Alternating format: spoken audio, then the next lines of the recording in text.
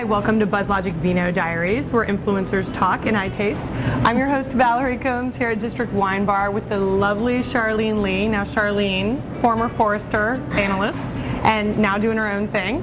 Also co-author of Groundswel, which is a book that I would describe as pretty much guiding companies to really take advantage the best they can of Web 2.0 trends and technologies. Is that inaccurate? That's pretty good. Cool. So we'll dive into the book a little bit, talk about that.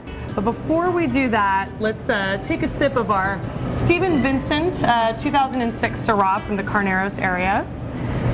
Charlene. Cheers. Cheers. I like it. I like it too. Because it's red, it's full. I love reds. Yes. I like full-bodied reds. Has Even though a little it's really bit hot. It's incredibly hot today in San Francisco. It's really warm, but it's tasty. I don't like tannins a lot, but this is good. Yeah, it's just the right amount. Very tasty. Good. Okay, so let's talk a little bit about the book. Now, when did you start writing that? Was that 2006? It was 2007. 2007. Josh and I started writing it in January 2007. Well, we started working on it. And about 2 months into it, we started really outlining it and then started writing it. We pitched it, got a book contract in May. Right. And it was full out writing until November 5th, I think was our final draft was due, and final edits came out December 5th. A month later. So we're, kind of heading towards the end of 2008. When you wrote the book, are the needs that you were trying to address still the same today? Or how has the landscape changed? Very much. We wrote the book for leaders, the people who are really facing this change and this shift and transformation in society and in their businesses and organizations. So it wasn't about what hot technology was there back in the end of 2007. Right. So the frameworks are the foundations of the book. Right. So the data is a little bit dated because it was from 2007, but Forrester has new data at groundswell.forrester.com where people can go and get the latest data too. Now, what do you mean by groundswell? Let's kind of define what groundswell means. Well, we define it as this trend where people are getting what they need from each other. So you don't need to necessarily go to existing institutions to get news or be able to get products or information. Right. You could just go to somebody and connect with somebody because they're online, they're contributing the same information to as well to you. Well, one thing you bring up in the book, and I think, living in Silicon Valley, it's easy to forget this, that it's really about what the technology is enabling, which is relationships.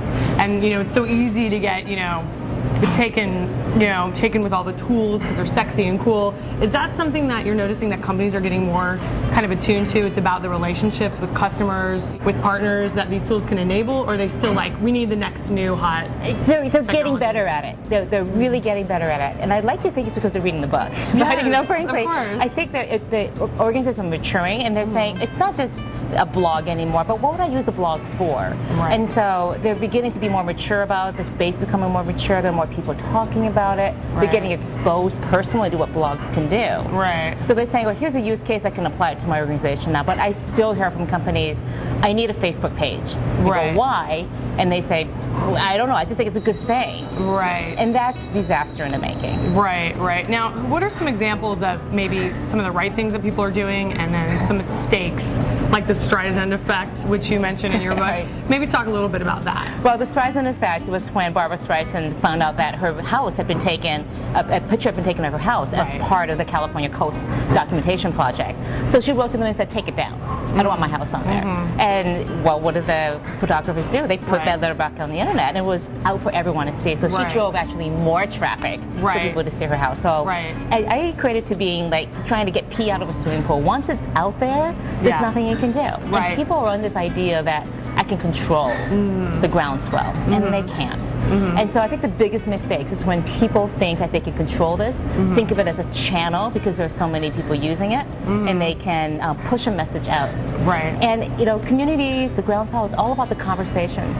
Right. And conversations are not towards one particular goal. They have to be open-ended. Right. So this is about marketing in a different way, not traditional one-way communications, but a dialogue where you may not know where it's going to end up, but the relationship will be deeper. But does the groundswell really apply to everyone? I mean, you note in the book, like there's brands like ToysRUs.com, in which I think you said 50% of their population is really involved in groundswell-like activity. A lot of brands don't have that. How can you take advantage of this if you don't have a product or a brand that really resonates with consumers in that way. Right, you're talking about low involvement brands, and that's always been the problem. So let's take toothpaste. How does toothpaste really do something? It basically has to go to emotions. They have to use other high involvement tools like contests, sweepstakes, traditional marketing kind of things. Right. So even on the Groundswell, it may not be, oh, come and join the toothpaste community, but it may be, come in here and talk about how toothpaste makes a difference, or just about hygiene. Right. You know, so talk about learning about hygiene. How do you teach your kids how to brush your teeth? Right. My biggest problem these days is get in the brush for 2 minutes. Right, right. You know, what are parental techniques around that? That's Right. a community at a Groundswell around and adjacent around the uses of toothpaste. So it's finding sort of an emotional tie-in that toothpaste can be a part of, but not explicitly necessarily making it about the product Emotional or itself. utilitarian. Right. Entertainment. There has to be something that helps me or entertains me, Right. that I get something out of it. It's Right. not about me just buying your product anymore. Right. Well, one thing I noticed at the end of the book was you guys painted a picture of what the future of business will be like, and what a day in the life of a marketing executive would be like. And I noticed, you know, as you guys were taking this person through their day, it was all filled with reacting to what social nets were saying, what blogs were saying, and it got me thinking. I mean, is that really the way it's going to be, where your whole day is comprised of reacting to what information's coming at you and not looking ahead at a quarterly basis or a monthly basis? Is that something that is actually going to come to fruition, where people aren't necessarily planning ahead and spending hours just reacting to what they're getting from these tools? Yeah, and that was just to paint the picture of how full-blooded the Groundswell could be, how all-encompassing. Now, I know in my personal life, I apply myself and put myself on a media diet, so to speak, sort of the 10 Ferris 4-hour work week approach. And I think it's really important in this space to be able to gate and to filter what comes at you. Now, in that particular case of a marketing executive for a shoe company, it was very specific about the information that he wanted to come in. So there was a lot coming in, but it was very filtered to exactly what he needed and delivered at exactly the right time from the people he wanted. Right. Now, behind all that was the planning that goes into which voices will I listen to, what sources will I pay attention to. And ideally, that community is doing a lot of that filtering for him. Right. Instead of some arbitrary editor, it's the people who really cares about. Right, right. So it's there's a method to the madness. Exactly. All right. Exactly. Well, Charlene, thank you so much for stopping by and chatting with us. Thank you guys for joining us. And if you haven't read it yet, go out and get it. Groundswell right here. And until next time, cheers. Cheers.